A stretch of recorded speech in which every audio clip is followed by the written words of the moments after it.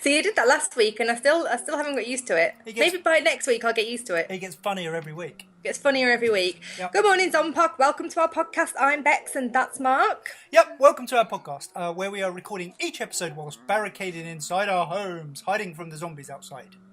Yep, the zombie apocalypse hit Britain 3 weeks ago. I'm in Manchester and Marc's in London. We're currently stuck in our homes with little power or supplies and using the faintest Wi-Fi signal to record and upload this to you. For some strange, unknown reason, despite the loss of power, we both have a very limited internet connection to each other, but our Skype stream has remained active throughout. Yay. So we are recording this podcast and uploading when the internet allows, in the hope of connecting to the rest of humanity, or at least documenting life in zombie Britain. Zombie Britain. Britain! That's a very British accent. I'm adding a little bit of extra flavour this week. I would. Add a bit of salt, bit of pepper.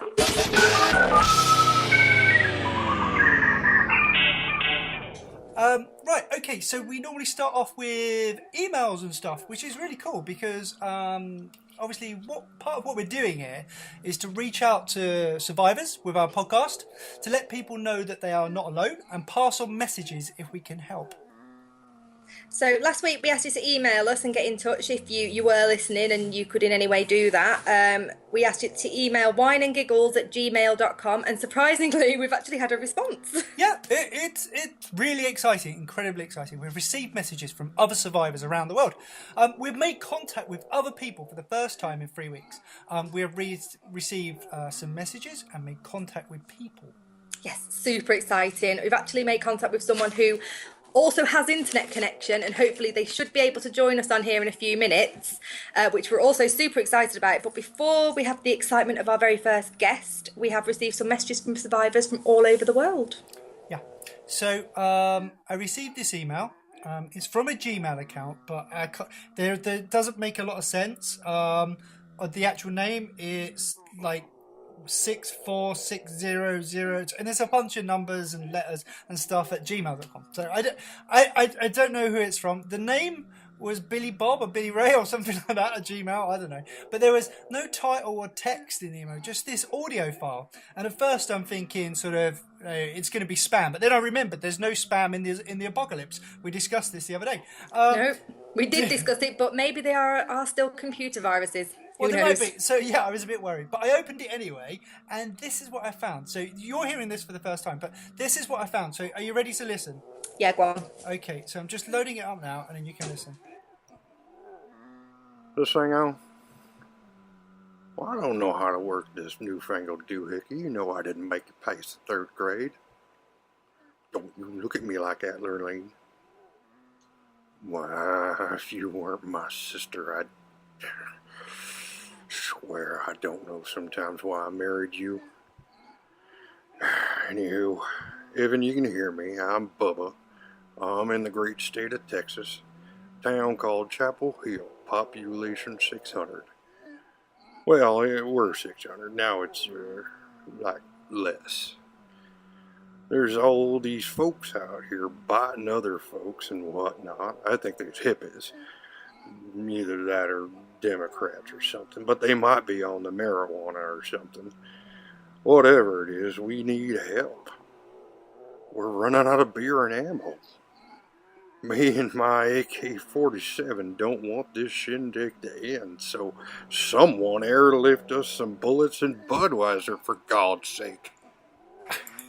Oh yeah, but that's it. That's where the message ends. Did he imply then he was married to his sister?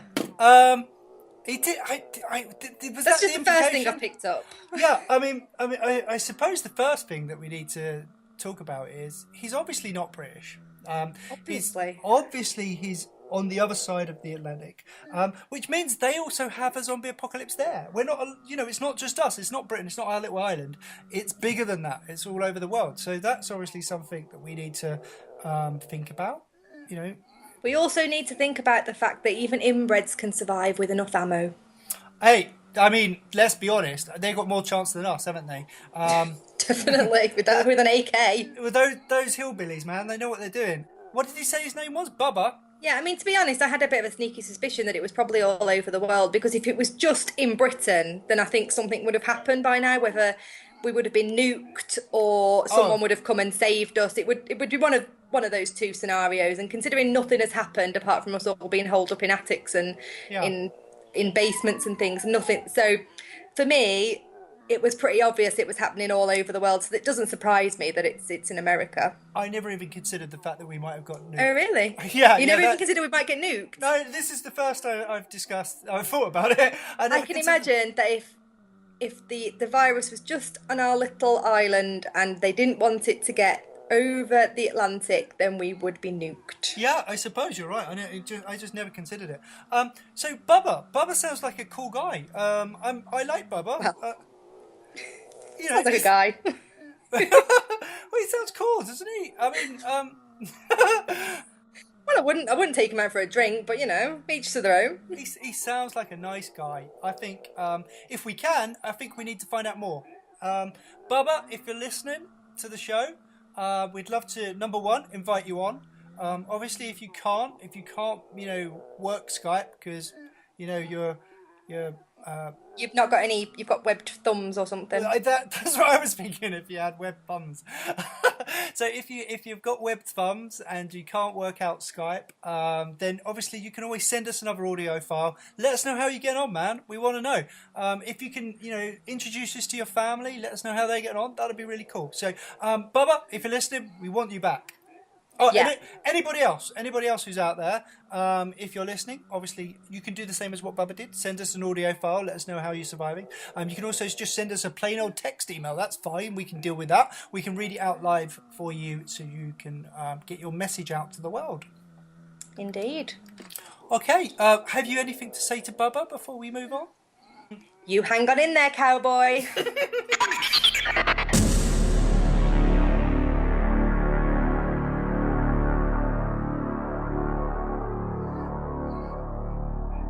So, how's your week been this week, Bex?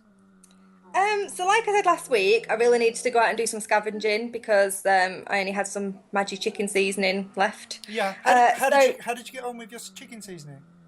What did you have?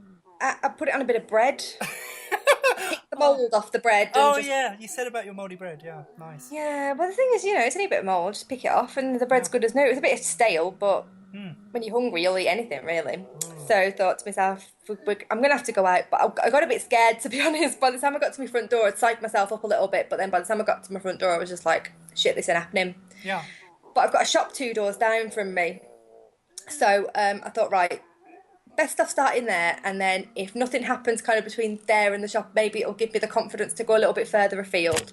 Plus, it's like a little newsagent. It's got tinned goods and it's got nappies for the baby and drinks and things. So I thought I'll just hit that up first and start small.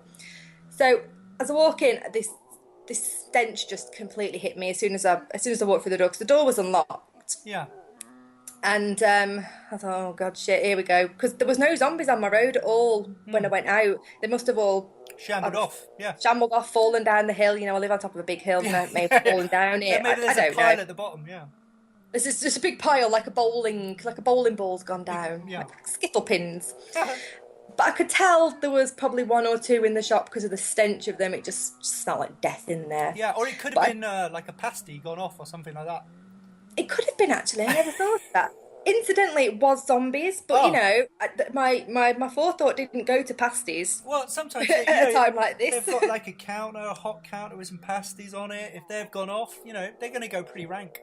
Oh, well, I don't know. There might have that many preservatives in it. It was in the advert for McDonald's. Oh yeah. Someone left one in a bag for like 20 years, and it looked exactly the same. I can imagine that's what newsagent pasties would go like.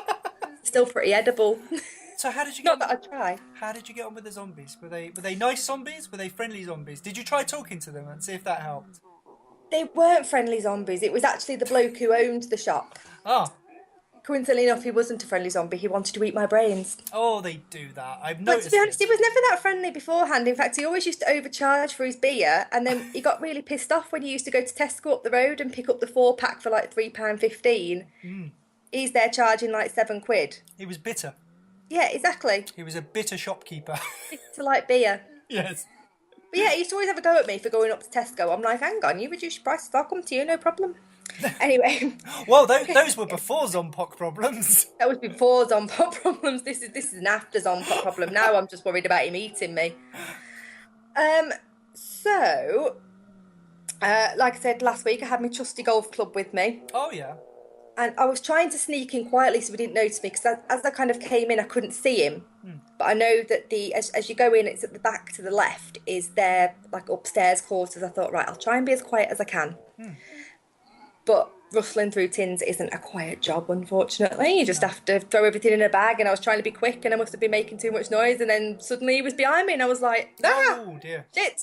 So what did you do? Did you run?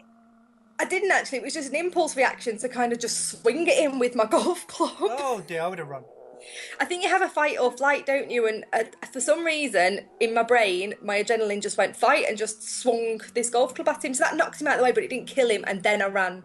Then you run. See, the trusty old Marc tactic of running is... Hit and run. Hit and run. That's what I did. Did you manage to find supplies, though? Well, I did, because I'd got quite a lot of tins and drinks and stuff in my bag before he showed up. I must have been quiet for a little bit. So I've got enough to last us a couple of weeks, I think, now. We've got some bottles of Lucozade and some tinned steak, which Simon's not too happy about because he hates beef. It's weird. But, I got him some that chicken curry and some meatballs and stuff, so that's all good. Very nice, very nice. Managed to pick some more bread up, but it's a bit stale, but bread's bread. I think we need to sort something out about fresh food. It's going to be a major problem nutrition-wise for our children. I need some broccoli. Yeah.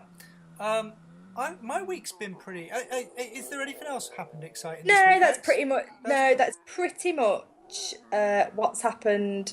It's been a quite slow week in the apocalypse. I am getting some tipping point withdrawal, and Lucan keeps pointing downstairs and going, Blaze, because he wants to watch Blaze and the Monster Machines, but that's about it. Yeah, it's one of those things, what people don't realise about the zombie apocalypse is its vast majority of times are very boring. There's not a lot to do.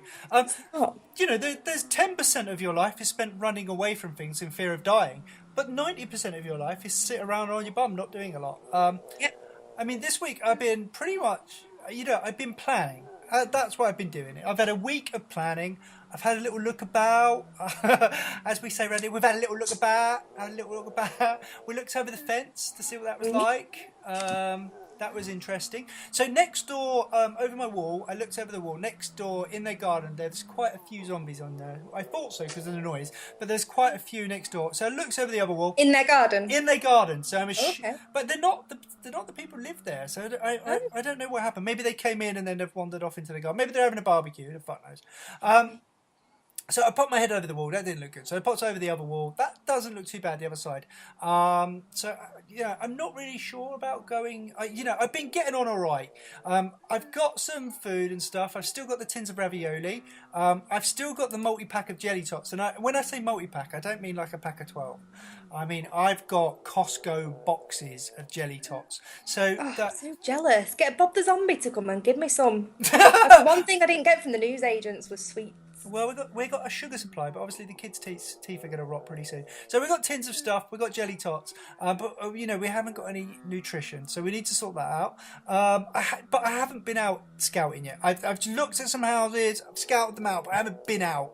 I've solved the toilet paper problem for a little bit. I found some kitchen roll in the garage. The type of kitchen roll you have in a garage that's for cars and stuff. So it's not pleasant. But it'll do the job for the time being. I need to start practicing with a weapon or something before I go out. I'm not a very macho, masculine person. Not just like me, all impulsive with no. with golf clubs and shit. If I got in a fight, I'm likely to scratch their eyes out and run away.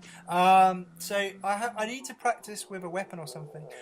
So I've got some stuff out the kitchen, some knives, and I got a hammer, I got like a mallet, so I'm going to practice with that before I go out for real. But I'm eager for action, hot for the game. So I'm ready to get at it, but not quite there yet. Right, not quite there yet. You're gonna wait until you're in dire need, aren't you? Dire need of something. You know me, Bex. I like to work my way up to it. Lots of planning going on, but we're not quite there yet. So maybe next week I'll tell you how I got on, because I'm thinking of popping out over the back fence. Not Just popping out for a stroll. Popping out over the back fence to the bungalow that's at the back of me. Hopefully there would only be old people living there. I can nip in there, get what I need, and come out. Old people have tins of everything anyway, don't they? They do. So I should have lots of condensed milk by next week, hopefully. Maybe a cat. You never know. Condensed milk and a cat. Maybe a cat. Condensed milk and a cat. And some old Christmas cake and, like, dates. Yeah, that's what I'm expecting to find, some Werther's Originals. That'll be nice. Hopefully no old lady or old men zombies, because I can't be doing them. I had enough of them when it started, thank you very much. It was like a saga coach tour come down my road when we had all the old lady zombies. There was pussy eating and everything. It was just, it was crazy, your story. It was a crazy time. Okay, well that's it for part 2. So at the beginning of the show I said that we'd had some exciting news, and we'd actually managed to find someone with just as good an internet connection as us that we could add to our Skype call and record. So today we've got Joe with us. Hello, Joe. Oh God, it's so good to talk to you guys. I thought I was on my own with this one. Hello, Joe. Hi. Hi. It's good to hear some friendly voices again. Hello. We're not zombies either. No, that's good. We're not zombies. No, nothing like the ones I've seen so far. That's for sure. Well, they're a bit less conversive. Difficult to tell in Basingstoke. They were a bit like that before. So how are you getting on, Joe? Gosh, it's been really difficult actually. I really thought we were all gonna die, but fortunately, when it actually happened, I was fighting my way around Marks and Spencer's food hall, fighting a bit of a hangover, if I'm being brutally honest. So there I was, looking for quiche and olives and French bread, and I thought, interesting hangover food choice. Do you think so? Yeah, not something I'd pick. What would you for a pick? Hangover? Probably more likely a pizza and a Rustler's burger. Ah, okay. No, I don't eat that sort of thing. I'm more of a green salads and quiche person. Oh no, not when I'm hungover. So there I was in Marks and Spencer's food hall thinking, it's awfully quiet this morning. And I thought, it really was a heavy night last night, and obviously not just for me. And then round the corner, I see shuffling this little old lady, and she was definitely undead. How do you know she was not dead? Well, her arm was hanging off for a start. Oh, blimey. But I mean, she could have been a mentally ill, a mentally ill person. She could have just been in a terrible accident. Well, she could have done, but she was chewing on somebody else's arm at the time. Oh, that'll do it. That'll do it. So that was what really gave me the idea that it might have been a not very normal Sunday morning. Yes, I mean, for people who don't know, Joe's a bit like us in that she was into zombies before the zombie apocalypse. Thank God for that. Exactly. Yeah. So we was experienced. We knew what was coming, and so did Joe. So it's not that unusual for you to leap from old lady carrying an arm to zombies in the same way that we did, which is why you survived. Not. So what happened? You're in Marks and Spencer's food hall. There's an old lady eating someone, so what did you do? Well, I looked at her, dropped my quiche, looked around for something to deal with the undead old lady with, and there was a massive pile of Queen's birthday biscuits in special tins. So I thought, yeah, that'll do it. They're nice and hard. So I whacked her over the head with a box of biscuits, and I legged it up the escalator. Well, that's the most British story I've ever heard of the zombie apocalypse so far. I mean, other than the Queen hitting her with a box of biscuits, I don't know how much more British we could get. while drinking a cup of tea. While I was drinking a cup of tea. Well, I don't know how the Queen's getting on, but I'm sure she's stuck in a bunker somewhere and enjoying her own biscuits. That's right. She's probably got biscuits. She's got a stockpile of biscuits. So how did you get home? Did you run home? I did actually, because fortunately I had my runners on. Oh, it's a bit of luck. Oh, good. And I still had my basket full of goodies, so I managed to make it home with something to actually eat. Oh, very nice. Very nice. I know. Bonus. I didn't realise I'd got out of the store until I saw the security guard chasing me, and he was undead as well. Oh! I mean, we're laughing now, but I'm sure it was very scary at the time. when you finally got home with your obviously Olives and quiche. your stolen goods. Yes, when you I got felt home terrible about that. Oh, I bet you did. Yeah, it's the end of the world, and you've nicked a bit of stuff from M&S. So when you finally got home, what did you do? I mean, you've heard our stories last week, but I'd be really fascinated to know what you did. Well, fortunately, I live quite close to town, so it wasn't a very long scamper home. And I got in and I locked all the doors. And then I spent the afternoon looking out of the front bedroom window at all of the people going past, dead and undead. Dead and undead. Absolutely. I don't know how you feel about this, Joe, but I can tell you what we thought. Well, what I thought anyway. I mean, Bex had a more exciting time than I did. I thought that you did. I mean, but my story was quite dull, and I felt that the zombie apocalypse in my part of Britain was a little bit slow. I mean, it was a little bit slow, a little bit dull. I haven't seen any sort of, wandering mercenaries going around killing people for profit. Haven't seen any army people. Haven't even seen a bloody policeman or a traffic warden. They're never there when you need one, are they? Let's be honest. Did anybody try phoning the police? No, because the phones were out straight away. Mobile network went straight down, and so did British Telecom, but that's not unusual. We're very provincial down here. Okay. Well, maybe that's the problem then. I didn't even try. Do you know what? It didn't even occur to me. I started locking up the house. Didn't even occur to me that I might need to phone for assistance. No, I just deal with it on my own. But in the books, though, you never get any assistance. So in the books and films, so you may as well just go it alone. Yeah. But Joe, you said you live quite close to. Yeah, exactly.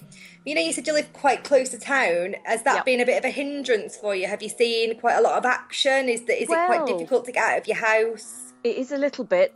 The upside is it's been quite easy to get in and out of the supermarkets because I think more or less everybody's undead in this town, which is.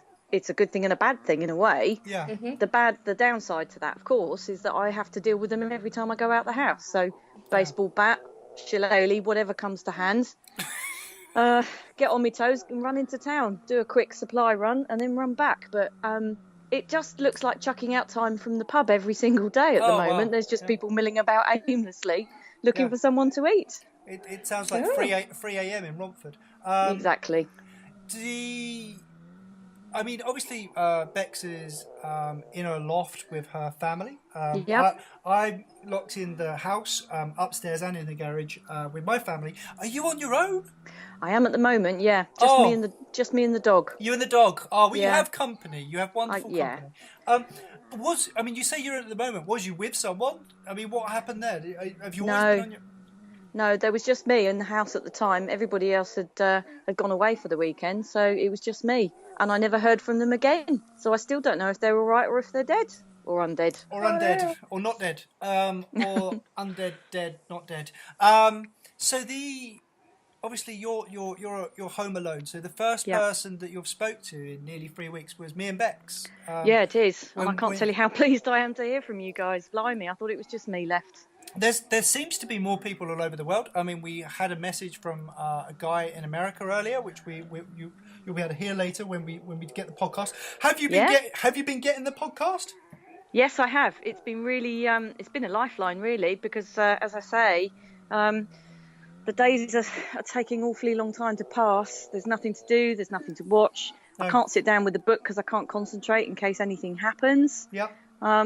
So I'm just keeping one ear on the podcast and one ear on the internet and one eye on the window. Yep. So very British Zompoc, isn't it? I know. Yes, it's very all slow. Frightfully well mannered and stoical, isn't it? Yes. Well, so far I don't think we've not lost our manners yet. Definitely not. Maybe in another few weeks. I would agree with that, actually, because normally when I have the drunks going past the gate, I get at least one thrown up over the gate, and none of the zombies have done that, so actually it's worked out in my favour. So far, so good. They're actually more polite than the drunks of Basingstoke when they're undead. I think you might have a point there, yeah. So I'm not really too worried about them. If they don't see me or smell me, I'll probably be okay.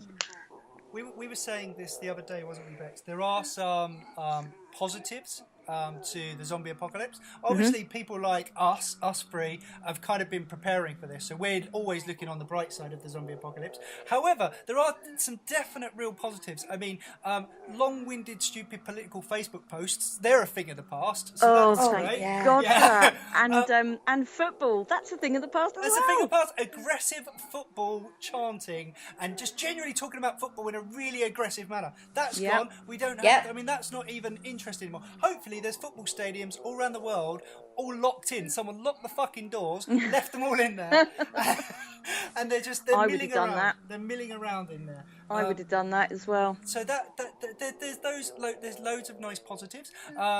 We've got people being aggressive in their cars. I haven't seen a car in 2.5 weeks.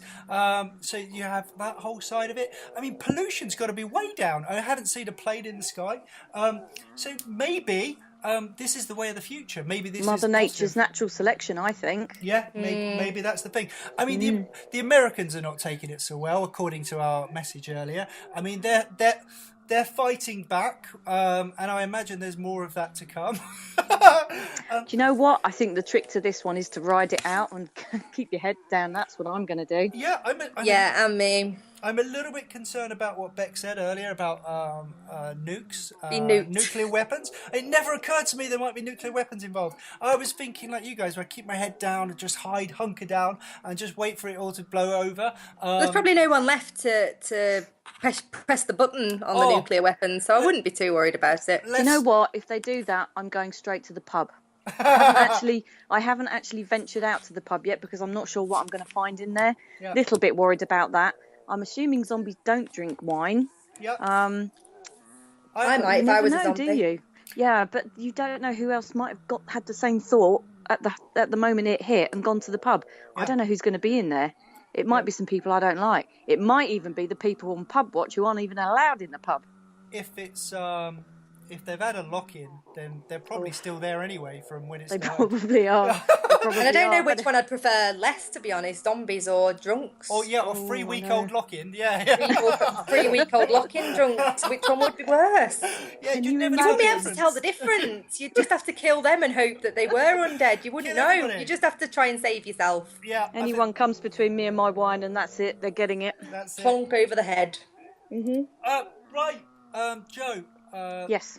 That was lovely to talk to you. Thanks for calling, guys. I really appreciate it. Really nice to catch up. Hopefully we can have you on the podcast again, just to find out how you're surviving, what's going on, what your latest adventures are.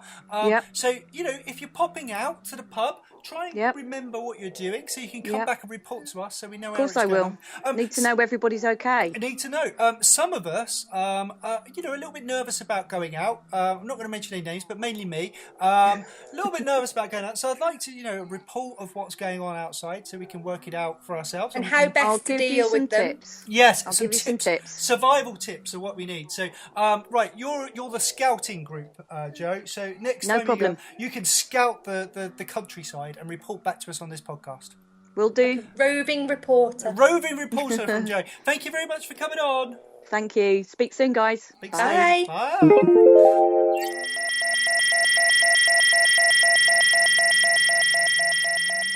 So, last week, do you remember, I said I was going to keep recording the zombies because I thought, I know, you're not happy about this. I thought that maybe they may be saying something. I thought that, anyway, I was listening to them, their groans, all that stuff. I think if you listen to it long enough, they start to become words. So I've started to record Bob the Zombie all week, and I think he's definitely saying something.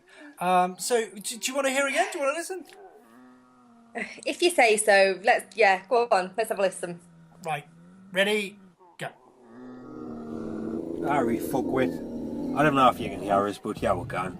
I'm in a bit of a fucking hurry, to be honest. I've been sent on a fucking errand, believe it or not. A fucking errand. I'm a zombie.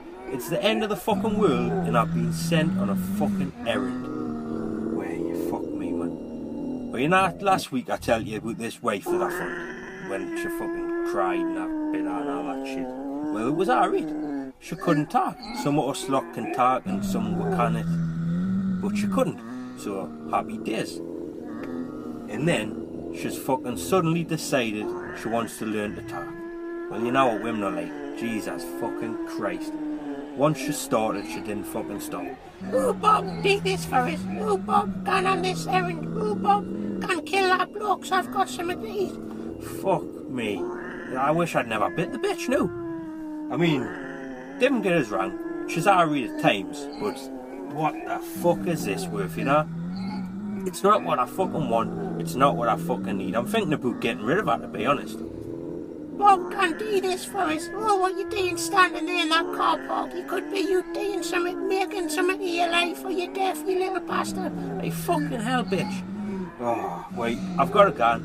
Apparently, I've got to go and find out some fresh fucking kids or some shit. She wants to eat some little kids. She's a bit sick, you know. I never got eating fucking kids. I keep it above 16, me, I'm more fucking weird. But anyway, I've got to go and find these little kids. She's gonna eat them, because she's fucking weird. But it's not worth me life to fucking argue with a bitch. Or me death, you know, whatever. So anyway, I'll try and catch you next week if I haven't decided to cut my own fucking head off to get away from the cunt. Right? Can I say a cunt? Bitch. I'll say a bitch. Aye. Right. Fucking see you later anyway. Ta-ra. Actually, I think it might be nothing. Actually, I think Bex. I must have had a bang on the head or something because I can't hear a word now. It just sounds to me like zombie moans and groans. I think you may have a problem. Yeah, you think it might be a Marc problem and Yeah, not a zombie not a problem? zombie problem. It's just definitely a problem on your end. Yeah, maybe. But I think there's something we can learn from recording them. I don't know. It's a feeling I have. It's a gut feeling that maybe if we persevere, if we keep recording the zombies, then we can learn what it's all about. You know, what their plan is, if they have a plan. Ooh, like a sinister plan. Maybe they have a plot. Maybe. Unlike our podcast.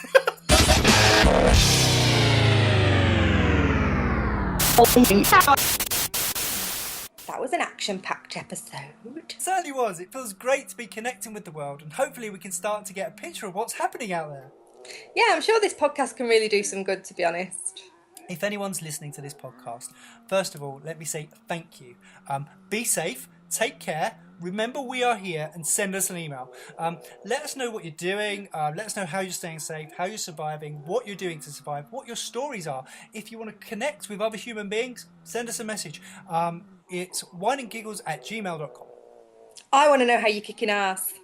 But I want to know how you're staying safe.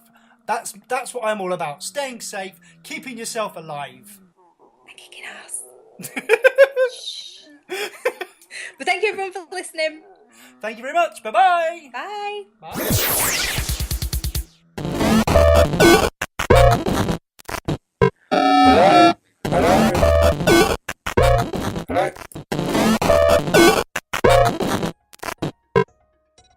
Thank you for listening to Good Morning Zompoc.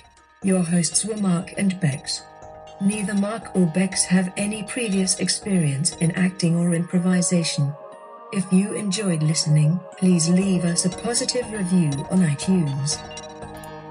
Special guests this week were Tony Job, Joe Amesbury, and Richard Clevenger. All of the events discussed in this podcast are fictional. No person, character or event is based on any real-life experience. Any similarities to characters or events to any real or fictional character or events is pure coincidence.